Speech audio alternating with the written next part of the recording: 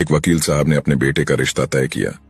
कुछ दिनों बाद वकील साहब होने वाले समधी जी घर गए तो देखा कि होने वाली समधन खान बना रही थी और होने वाली बहू टीवी देख रही थी। वकील साहब ने चाय पी और चले आए। एक माह बाद वकील साहब फिर से होने वाले समधी जी के घर गए तो देखा कि समधन जी घर में झाड़ू लगा रही थी और होने वाली बहू सो रही थी। वकील साहब ने खाना खाया और चले आए।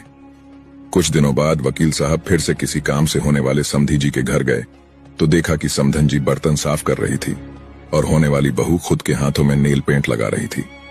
वकील साहब ने घर आकर गहन सोच विचार करके लड़की वालों के घर खबर पहुंचाई कि हमें ये रिश्ता मंजूर नहीं है।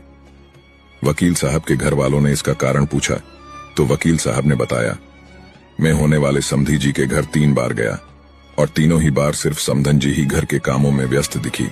जो बेटी अपनी सगी माँ को भी हर समय कामों में व्यस्त पाकर उनकी मदद करने का ना सोचे, वो किसी और की माँ या किसी अपरिचित परिवार के बारे में क्या सोचेगी। वृद्धाश्रम में माँ बाप को देखकर सब लोग बेटों को ही कोसते हैं, लेकिन ये कैसे भूल जाते हैं कि उन्हें वहां भेजने में किसी बेटी का भी अहम रोल होता है। वरना बेटे अपने माँ बाप को शादी के पहले ही वृद्धाश्रम क्यों नहीं भेजते।